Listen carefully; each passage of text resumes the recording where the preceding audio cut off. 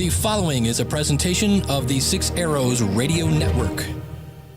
On this episode, we're discussing taking HF into the field with Chris Fielding, KG7 IVS.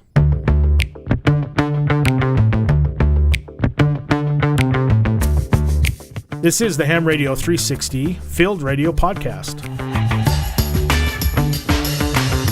This show is brought to you by Chameleon Antenna, versatile, dependable, stealth, and built to last. Thank you for clicking and tuning in. I'm your host, John Jacobs, W7DBO. If this is your first time, thank you for checking us out. This show is dedicated to all things amateur radio outside of the shack. It's your gear and it's outside. Ultra lightweight, MCOM, Aries, recreational, mobile, we cover this on the podcast. The Field Radio Podcast is part of the Ham Radio 360 network. Kale on the Tuesday before this show with the original Ham Radio 360 podcast. And then George and Jeremy on opposing Tuesdays with the Workbench podcast. Please be sure to subscribe either via Twitter, Facebook, on the website, on the hamradio360.com website. Click on the Field Radio tab, or check out our YouTube channel. We have quite a bit of content loading up there that supplements this show and additional content you might enjoy. So check us out on YouTube. On this episode, we have Chris Fielding, KG7 IVS, with me, and we're going to be discussing a little bit with the HF in the field. But welcome to the show, Chris. Thank you, John. Glad to be here. And you were on the first episode, the inaugural episode, so welcome back. It was an honor to be a part of that one and being called back. So in the news, we have our thoughts and prayers for so many of our nation with the floods in Texas and Louisiana, fires across the west and northwest, and Hurricane Irma that's now knocking on the door. Hurricane Irma looks to go right up the Florida and East Coast, right into Kale country in South Carolina. So hoping that everybody's staying safe out there. And I have some family down in Houston. We sent a care package with all the things that have ran out at the Home Depot and Lowe's stores, all the gloves, the masks, the crowbars. And Chris, you have family down there also. Well, yeah, my sister-in-law is actually down in the Dallas, from the Dallas area. They've moved back here to Utah, but she and a friend from her neighborhood close here in the Salt Lake Valley volunteered their time for 5 days and went down to start cleaning up essentially the disaster there in the Houston area. Gathered cleaning supplies because that's what's needed right now, of just to clean it up. Yeah, when you talk about, we think about the typical, I guess the government provided or Red Cross provided 72-hour checklist. It's on there, gloves and cleaning supplies, but I don't think anybody really realized that that's really the thing that's in short supply right now. It is. You don't realize, I mean, that's, to be used maybe for the first couple of days, maybe for personally, the sanitation, but it's the aftermath that is what's going to take, weeks, months, hopefully not years to get back to normal. But it's, now that the water's receding, here's the big push to get it all cleaned up. Yeah, and one thing we talked about also earlier was that, the government can't be everywhere, and there's no way the government can solve everything. But really what is the shining star in this whole thing is the volunteers, the people lining up to volunteer, the people driving down, like you said. And so I hope we don't get too oversaturated with that now that Irma's knocking on our door. There's going to be even a greater need across more of our country for volunteers. And it's really got to be local volunteers. I mean, like you said, you can drive down because you have family down there and resources. But the more people that get in the area, the more people that have need for food and supplies. So luckily, of course, in true Texas fashion, we're seeing them step up in a big way and volunteer for their neighbors. It is, and it looks, shows the humanity and people just stepping up to help. So it's going to be interesting. Right now, we haven't really heard that many reports of amateur radio in the field and affecting the disaster. My guess is we'll see more of that come out with after-action reports. And like I talked about with the solar eclipse, it doesn't necessarily need to be an Aries or an Oxcom or an NGO, an American Red Cross organization. It's just really hams getting on the air and sharing information. I think that's the most valuable thing in any type of emergency, is just the ability to reach out and hear what's going on beyond your horizon. Right, just stepping up and getting that information out. We're as a group we're quite resilient, and we want to help out where needed, and getting that information out to those who need to know. I think it's important that we need to step up when that time arises. So anyway, with that, we hope that everybody stays safe out there, and we'll certainly hope for the best, and they're in our thoughts and our prayers. This last week, I was also on the guest on the Workbench podcast, and that was fun to rag chew with George and Jeremy and talk about this show, making gear for field radio and 3D printing. It was a great 4 hours, and 2.5 hours made it to tape. And so if you want to tune into that, if you haven't tuned into their show before, that's a great supplement to this show to be able to listen to George and Jeremy and all the things that they're making and creating. And there's a lot of application. There's a lot of cross-application between our two podcasts. And so that was fun to be on their show. Also in the news, the ICOM 9700 was announced from ICOM at Japan, and Richard from MTC Radio had pictures of this. Of course, it went across social media pretty fast. So, Chris, have you seen this ICOM 9700? I haven't. You are you've kind of teased it a little earlier to me and explained to it why you want it so bad. Well, it already has my money. I've already decided. If I could put my money down on it right now, I would. It is a twin to the ICOM 7300. So it's the same radio, basically, the same dials, the same screen, only it's VHF, UHF, tri-bander. So just my OCD alone insists that this sit next to the 7300. That your brother needs a sister. Yes. To it. Yes, very much so. So we're very excited about that. Like I said, MTC Radio was there in Japan taking pictures of it. I'm ready to buy it. It's all mode, like I said, tri-bander. Plus you got your single sideband, which really 2 meter FM is the talk of the day, but 2 meter single sideband used to be quite popular among the amateur radio community, and it's really faded out just because of the lack of being put in the radios. Now, with this being brought back, you might just see a resurgence. Yeah, I mean, my father, W7ZBO, Larry, he talked about how on 2 meter single sideband, we're here in northern Utah, they could hit southern Utah with this, and you hear about tropospheric ducting and things like that. So 2 meter does have some long range ability. It's just that single sideband is kind of faded in the community. Well, we're told that it's about probably a year out or so before we actually get a working model that's not behind glass. Yeah, so it's behind glass, which means it's most likely all air except a power supply and a screen that has a pre-printed chip. In fact, I don't even think the screen was even moving. The scope on it, I don't even think, unless those were just the pictures I saw. When it's under glass, that means they don't want you lifting it up because you'll realize it weighs 5 ounces. Which would be nice if it was true. Yes. So it definitely is going to be, we'll probably see a working model at Dayton. They might let you hold it, but it is an SDR. I guess if they're saying it's the twin of the 7300, it's an SDR VHF, UHF radio, tri-bander. Well, so anyways. I look forward in having you get it and me playing with it. Yes. So I've already warned the wife that I will be making space for that.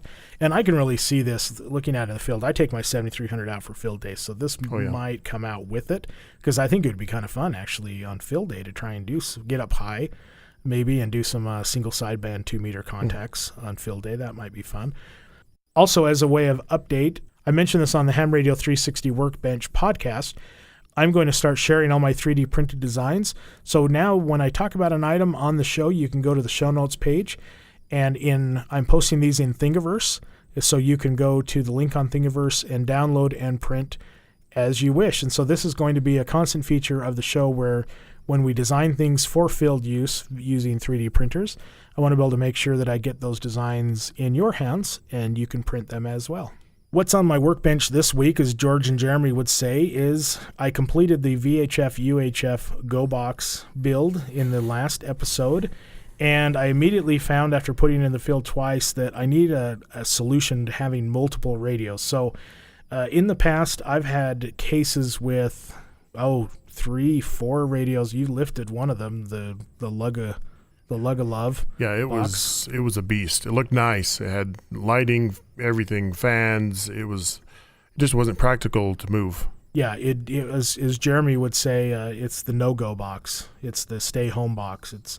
So I have left that behind and parsed everything out. So now I did a single box. And Chris, you haven't actually seen I haven't brought in the final version. The final version. You've seen it on YouTube. Yes. So it just has that single small box that sits on the table. And so I found that a lot of times you're going to need more than 2 channels. And that's kind of what leads me back to where I thought, well, I'll just get a second radio and set it on top. Well, it slides around. It doesn't, and you go to touch the dials and it bumps up against everything. The coaxial cable pulls it off the top.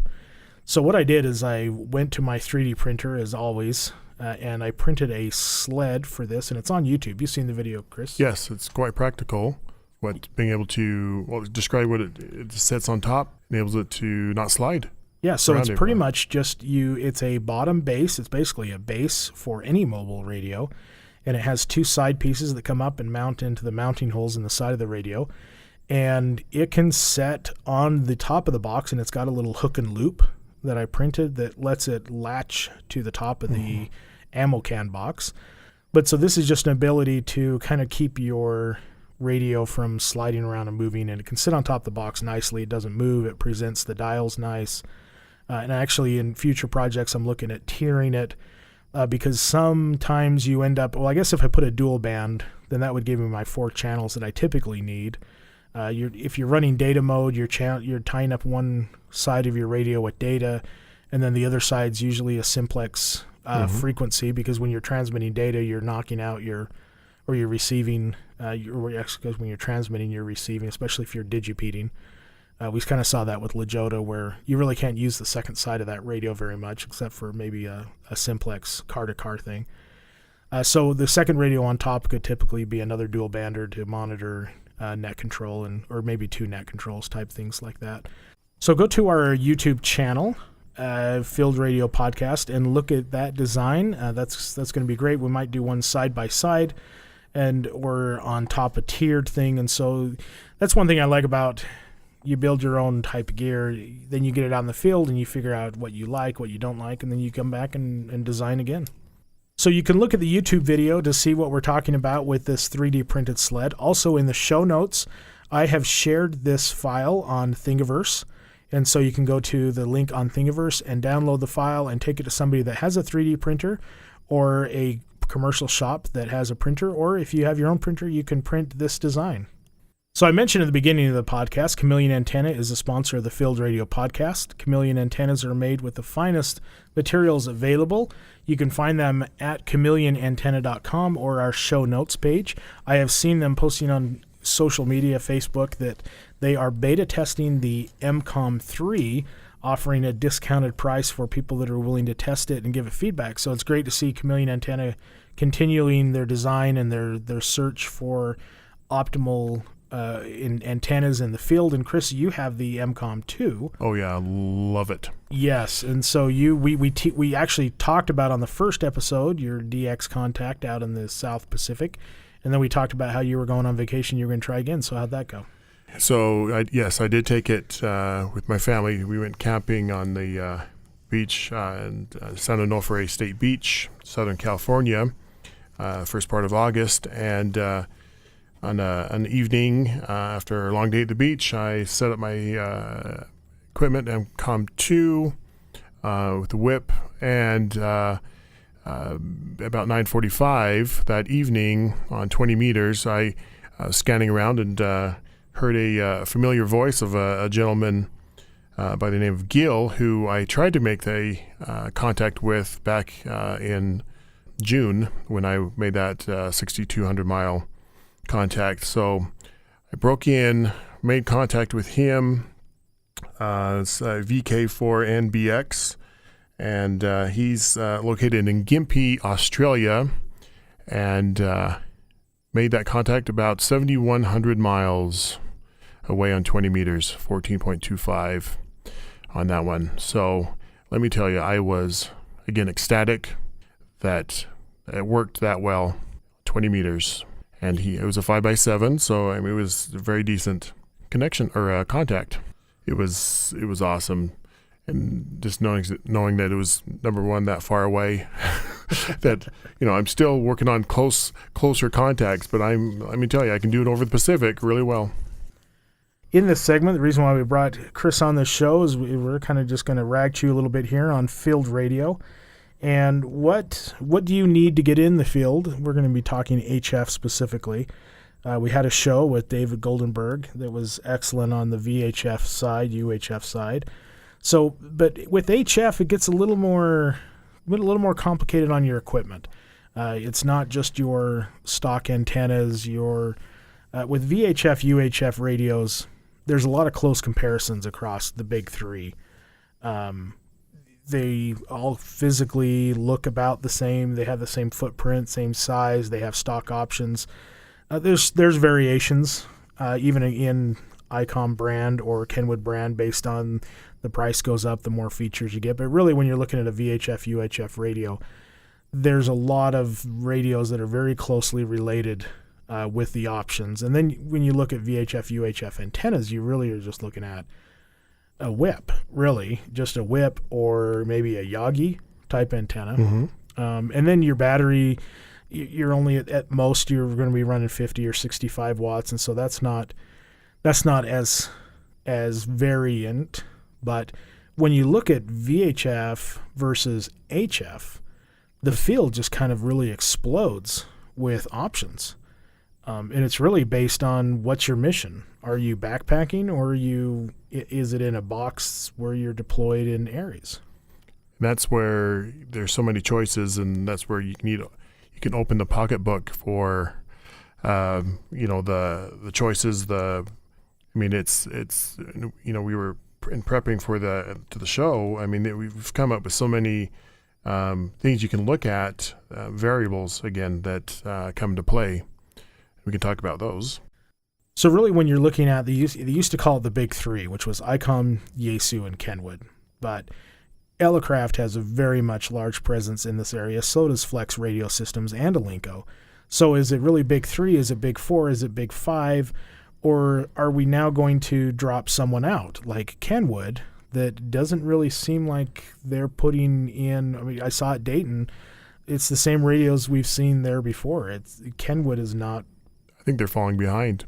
Yes. With what we're seeing. Yeah. I mean, I would say it's the 3 plus a few more that you've caught on that, especially, I like the Elecraft, the KX3 as an option. They're just, they're stepping up to the game with options that you can use portable. That's why I think I'm a Kenwood person when it comes to mobile VHF, UHF. Right, I think that's where their niche is. Yes, I will stay with Kenwood. They are innovating, and HTs. I'm a fan, and those are all my radios, except for the ICOM that I have and that I inherited. But then when you look at HF, I'm really an ICOM guy, and I'm the Yaesu guy. You're the Yaesu guy, yep. and the ICOM guy for your home operation. Yep. So when you look at ICOM, there's really, and then you talk about there's a lot of things that could work in the field, and there's things that are meant to design to work in the field. So really with ICOM, it's the 7200 and the 7100. The 7100 is an all band. It looks more like a mobile radio, so it goes all the way. Yep. HF, VHF, UHF, D-Star. And then the famous ICOM IC 7200, which looks like a military man pack, which I have and love. And it's gone out of production and it came back in. But those are really the only two ICOM radios you can truly say were designed for the field. Sure, the 7300 would work great in a Go case, and I use it for field day inside the trailer. I don't want to have it outside with the dust. No, it's not designed for that. But that 7100 is... I think is well. I think they've marketed it for that, and it is a good looking piece of equipment. Yeah, the 7100 is the all band. The 7200 is one that's ruggedized with the handles and everything. So it's definitely meant for the field. Now, ICOM does have like 718, 78, which is really a bare bones, and they're 9100. But those are all really, are they truly field radios, or are they just base station radios that you happen to have taken into the field, say for something like field day? So with Kenwood, like I said, this is really, and this explains why I both at Hamcation and Dayton, I kind of cruised right through the Kenwood. I went over and looked at their VHF, UHF stuff, and they had a lot of space. They had a lot of booth space. But really, when you're looking at, and there's some, might get some hate mail on this, there's some amazing Kenwood HF radios that are rock solid, and people love them for the shack. But when you're looking in the field, they really only advertise one, which is the TS 480HX, and I have not seen this really across social media or local hams. I have not seen this really being used in the field. I don't know if you did some research on what people are preferring. Have you even seen a Kenwood model come up as a field radio? Don't just. I mean, I was doing some research. Are you still talking? We're still talking about the portable, yes. the HF one. Yeah. No, there was not. It didn't even come up. Yeah, but for option. VHF, UHF, that's my go-to brand is Kenwood. So hopefully with Kenwood, we'll see some research and development come. There's got to be something coming from them with what ICOM's been doing with the SDR radio. So maybe we'll see something come from Kenwood in the future. So the third brand to look at is Yaesu, and this is where I think out of the old school big three, I think Yaesu really has come forward with some really good field models meant for the field, not base stations redesigned for the field. The first one is the FT817ND, and this is all band, all mode. You can even do CW. I don't know if you knew this, Chris, but you can do CW from 2 buttons on the hand mic. No, I did not. So it has a dot and a dash. Oh, does it? Oh, my. Yeah. So it really is a man pack. However, the 817ND is a 5-watt only. You can actually put batteries inside of it, but it's 5-watt only across all bands. So you're carrying around a large HT if you're using it for VHF, UHF. Nice. So it still be considered portable. Yeah, it's very, very portable, but it is, once again, it's only 5-watt. Then they have the FT857D. Yes. This is your radio. Yes, it is my go-to. Yes, and it's all band, 100 watts. Yeah, so if you have the power, you have the capability. And it's adjustable, which is nice. You can go, 25, 50, 100. It's easily configurable. I mean, this has been out it's 2003, 2004, so a good 13 years. It's still the go-to. Very much a performing radio. It is. I mean, you can do everything on it. So they have another one, the FT891, which is HF only at 100 watts. Right. But if I was comparison shopping and I decided that Yaesu was where I was going to go, I'm not sure why I would do the 891 over the 857. I wouldn't. I did a little research on both. It's a little more rugged, the 891. Looking different display, but using the 857D myself, I'm sold on that one for what it can do and its portability. Yeah, and then they have some other models. Like I said, they come close. They're base stations that could be modified for the field. The FT991A, which gives you the waterfall, just like the 7300, and it's in a smaller package. They say it's a compact package. And then the FT450D, which is another stretch. But, of course, once again, I guess we should have said this in the beginning, we're really only looking at production models right now. There is quite a few of other models out there we're not going to cover, but those are the ones you're not going to find brand new. Moving on, looking at a Linko. Now, we're going to put Linko in here just because I have never used an Linko, but, man, the people you hear that have used a Linko, they sure do swear by them. They just don't have that much of a market share. There's a DX-SR8 and a DX-SR9, but these are really base stations. You're going to put them in a box or a rack. They're not typically your field radio like you do see with like the Yaesu 857. Yeah, I'd like to get my hand on one. I that's the least familiar one I have, or I'm familiar with, is the Linko one. So yeah, I'd like to see again what you read online, rave reviews. So obviously they work. Yeah, they do have a very much dedicated customer base. So rounding it out, we talk about the Elecraft. The KX3? obviously KX3, KX2. Yeah, so the KX3 has been out for how long? 6 years. Yeah, so that is, and that's 10 watts. It has HF through 6 meter. So when you're looking at the KX2 and the KX3, the KX2, I believe they were selling last year in Dayton. That was because everybody seemed to be getting them, not last year, but the year before, I guess. So KX2's been out for a little bit. It's 10 watts also, just does not have that 6 meter band, and it's much more compact, much more portable. But the Elecraft line, the KX2 and KX3, really seem to be the ones that have taken over, and they have gained the affection of the soda and the lightweight ultra backpackers just because of the ultra compact, and they listen so well. I've heard that George talks about his Elecrafts, just how well they work. I mean, he uses them for field day also, so we're not saying it's necessarily just a ultralight vehicle. So those KX2s and KX3s, I would say if you're definitely looking at a first-time purchase for field radio, I would for sure look at, before looking at any other brand, I would look at the Elecraft. That's where I'm looking for my next field radio. Yeah, I would agree. Since I inherited the Yaesu, I'm going, getting a new one. I would definitely look into the KX2.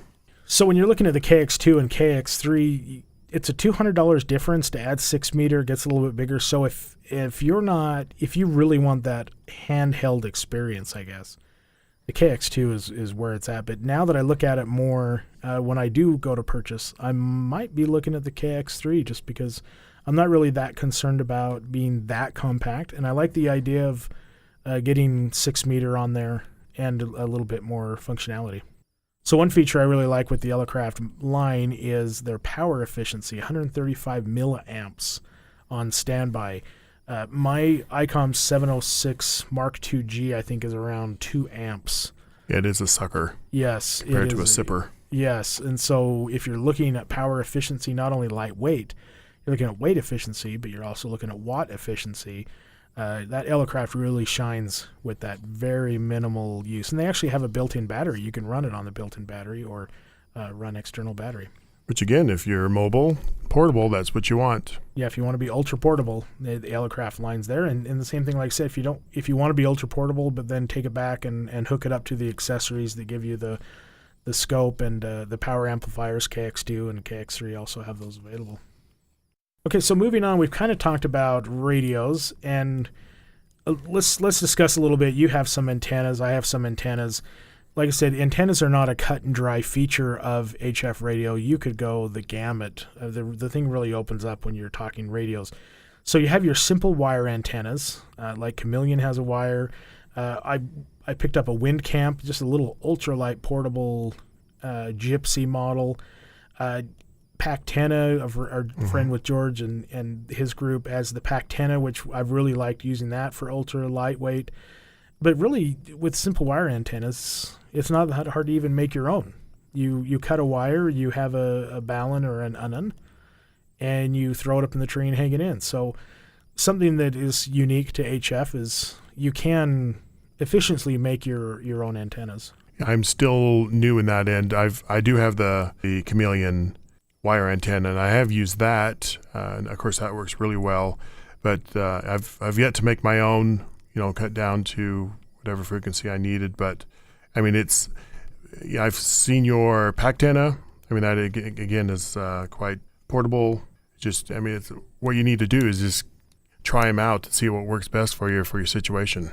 Yeah, and that's one thing also we kind of alluded to in the beginning is HF work is really based on what your mission or your purpose is, because you could say that my ICOM 7200 is the best radio out there, and the guy that's carrying it on his back will say, no, that's not the best radio out there, or has a space-limited flying in his luggage, as we've flown with your 857. Yes, we have.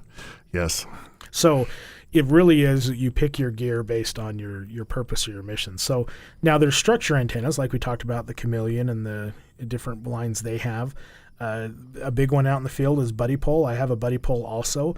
I really consider the Buddy Pole, a lot of people use it, swear by it. I haven't used it that much since I started getting into these other antennas, just because of the setup time it takes to get it set up and tuned. But where I think the Buddy Pole really shines is it's really an experimental antenna. You can really experiment, like you said, get out there and figure out what works. The Buddy Pole has you can do so many different configurations with it that it's a fun little antenna to figure out what configuration works on what bands. And we've obviously, I mean, you've used it more out in the field than I have, but what I've seen, I mean, and what I've seen advertised for Buddy Pole, it is really not changing. That's not the word I'm looking for, but it's more experimental. Yeah, it's really experimental. I mean, some people have their stock configurations and they put it up quick and they use it, but I really like the Buddy Pole. What I like it for is when I have time to kind of look through the book, and I bought their book of all their different configurations, say, hey, let's give this a try and try this configuration and see what happens. So it's very, very adaptable in that area for experimenting. And then you have the stick antennas, the super antennas or outbackers, or like you said, your MCOM whip, just some type of vertical that you mount somewhere. And so a lot of this I would recommend going with what people have found works for your type of situation. So research and say, I'm a backpacker, I'm a tailgater, I'm an MCOM guy, and find out what people are working with already and it's working. Kind of go that way, and then find in swap meets, maybe you can find like these little random wire antennas, people that have made antennas and gotten rid of them.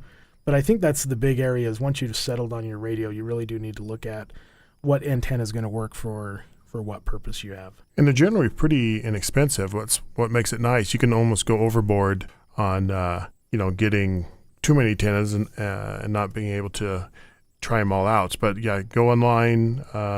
John, I say, is a good resource for that too, because he's field tested many of them out there. So that's where I get my information, and what he knows works, I end up buying one myself. I tell my wife there is no such thing as too many antennas. And people always ask which antenna is best for the field, and I always say the one you left at home. Yeah. That's usually how it works with when you're supporting events, is the one antenna you left at home is the one you really needed. Okay, so moving on, let's talk a little bit about power. This is one area that's different than VHF, UHF, just because you can, like you said, you can gulp or you can sip. And if your radio allows it, from anywhere from QRP down, 1 watt, maybe on WhisperNet or stuff like that, or JT65, all the way up to single sideband 100 watt. We're going to try and see how far we can go. That all depends on, your radio capability and your antenna. But the big thing is how long you're going to talk is based on your battery.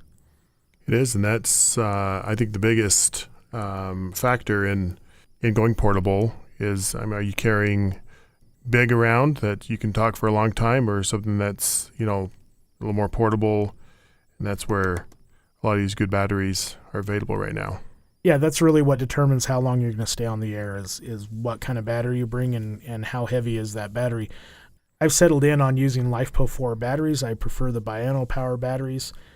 They have a line that goes all the way from their light, 9 amp hour battery, which would be good for a QRP setup, all the way up to a big, 40 amp hour and higher. So the biggest thing to do with your battery is match how heavy you want it to be. If you're concerned about that, if you're not a tailgater, if you're a backpacker, you want to look at the size of the battery will need to match your weight. And then the biggest thing with battery is you need to match your amp draw. I've seen so many times in forums where people have a battery that does not or cannot output the amp draw of your battery. They have a small battery and they're not understanding why their radios having issues when they're trying to pull 100 watts out of it. So that's something to look at is make sure that the capability of your battery amp draw matches your radio. And then also match it to, there's two items you'll find on the battery specifications, and that's continuous and short bursts. So you want to make sure you're continuous, especially if you're doing digital modes. You want to make sure that your continuous amp draw on your battery matches the power consumption of your radio. So the last item, and this might be, you don't necessarily need to do this in the field, solar and solar charge controllers. It's all based on your mission and portability. Like I talked about with the Workbench podcast, sometimes if you know you're only going to be out for a couple hours and you know your battery is going to last, why take the time to set up solar panels? If you're just going to go out to the field for a couple hours and you know your battery is going to make it. But if you do need the solar and solar charge controllers, and I always recommend running them at events, just because you don't know when your end time is going to be. If there's an issue or a search and rescue issue with some of these ultra runs, you don't know when your closing time is going to be. So if you have solar, or it might be that you find that it's lighter to carry a solar panel in that backpack than it is a larger battery. So you're kind of swapping weight for capability. So obviously we have the big ones out there. Goal Zero, Biano Power has panels. And then Flex, there's some Flex panels you'll find quite commonly on AliExpress or Amazon or eBay. And then a really nice one out there is Power Film. That just is basically, if you've seen this before, Chris, they're just like a tarp. They just fold out. It is quite portable. It's quite amazing what the technology have come out with. Where, I mean, if you want ultralight, that is the way to do it. Yeah, it's very portable, and you just throw it out on the ground, and your setup time is nil. So those are the ones, but you'll find the soft ones are usually more expensive than the rigid ones. It's kind of a thing to look at. So once again, go back to your mission. Do you need, are you wanting to stay ultra portable, ultra light, or maybe you don't want to be ultra portable, ultra light, you just want to be quick setup? Then yeah, your soft Power Film is going to be a better one to have. If you're not worried about, unfolding that big rigid metal panel and setting it up, then look at the rigid panels. You'll save some money on the rigid over the soft models. And on our last field day, I mean, we did the rigid, worked out really well for us. And of course, we weren't moving around, so we had a fixed camp, so that was the best for our situation. So hopefully you found some value in kind of talking about walking through the equipment from your radio to your antennas to your batteries to possibly solar panels. Some rules to live by when you're going out in the field, and that applies for HF and VHF. And so in our last segment, I'd like to talk with our tips and tricks. Last episode, I espoused the terrible zip tie. Well, David, VK2HAI, Victor Kilo 2, Hotel Alpha India, spoke to me about, he put on the Facebook page about, yes, you can have best of both worlds. You can have a releasable zip tie. And yes, I've seen these before. And so if you do insist on using a zip tie, then at least get the releasable kind. That way you're not risking cutting your cables with that. And then just make sure everybody knows, because someone, when they see a zip tie, they might not know that's a releasable kind. And so definitely thank you, David, for giving me feedback on that. And so for today's tips and tricks is a sundial. And Chris, I think I've shown you these with the solar panel. So it's really just a clip that fits on the solar panel.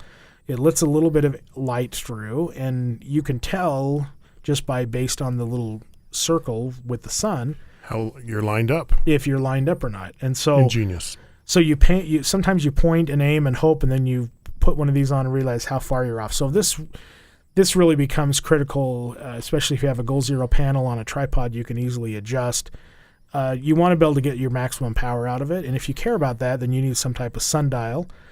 So what I did is design this sundial to fit Goal Zero, Biano Power, or just one that can be Velcroed or stick taped on, either small or big. And so I have shared these, and they're in the show notes. If you have an account on Thingiverse, you can go to Thingiverse and download my designs and print your own, either locally or if you have your printer. And I've also put links to where you can purchase these on eBay. Now, Jeremy with the Workbench podcast gave me another idea with this that I never thought of. And here's a use, David, for those zip ties that are non-releasable, is slip a zip tie between the four panels, and so it's sticking out from the center of the panel. And then you can use the shadow of that zip tie to know if your panel's aligned. So that's a great tip with that. And so keep those ideas coming. Please submit yours to present on the show at John, John, at hamradio360.com. For this training item, I thought it would be appropriate to have a training item on what to do in an actual emergency, the first steps you do during an emergency or disaster. So I hope you enjoy. Hello, this is John W7DBO with a training item, what to do in an actual emergency. When engaging in emergency preparedness, you typically follow a checklist of items to gather and prepare into organized containers or bags. Also, along in the process, you seek out education on skills you will need in an emergency. We discuss and prepare for all eventuality of emergencies, but one topic that typically is not addressed beyond the stop, drop, cover, and hold on is what should you do in an event of a real emergency or major disaster. Imagine a calm lake and a rock is thrown in the lake. The ripples from the rock flow outward from the center. This is how you should think in terms of an actual emergency. You take care of yourself first, then work outwards, securing your family, then neighbors, then community. Lofty Wiseman, a soldier in the British Special Air Service, states that 90% of survival is the will to live and the knowledge. The other 10% is your kit or supplies. So the first thing to do in an emergency is use your head and stay calm. Second, address any injuries to yourself. Assess your situation for survivability. If you are not in the right mind or have unaddressed injuries, you will not be able to help others. Remember what they say every time before you take off in an airplane? In case there is a loss in cabin pressure, yellow oxygen masks will deploy from the ceiling compartment located above you. Please secure your own mask before assisting others around you. So secure yourself first, then others. So second, expand outwards like that ripple in the lake, reunite with your family members, address any injuries and basic survival needs. Third, expand your circle, aid your neighbors, and address any injuries or needs. Lastly, expand your circle to the community. Turn on your radio to the established net stations and listen. Check in only when asked for check-ins or if you have emergency traffic. Also monitor local FM, AM radio stations or TV stations, and if possible, monitor satellite radio or satellite TV to gather information. If you have assigned duties with ARIES or other like organizations, report as requested. If you have not addressed the needs of yourself, your family, and your neighbors, you will most likely not be an effective asset. A few other tips to put into play early. Put your electronics in low power mode. You may not know when the next recharge is coming. Evaluate your supplies and identify what you are in need of and acquire them quickly before the masses catch on. Notify out-of-state contacts of your status. If the emergency has a large impact time frame, ration your supplies to an appropriate level immediately. As soon as you start using batteries for lights or radios, start collecting energy to recharge from solar or other means. Always stay ahead of the power curve. Lastly, in conclusion, each step of the way, use your knowledge and skills to make smart decisions. Many people survive devastating disasters only to fall victim in the aftermath to injuries and disease. Be extra vigilant in safety and sanitation when medical aid we are accustomed to is not available. I hope you enjoyed this training item. This is John W7DBO.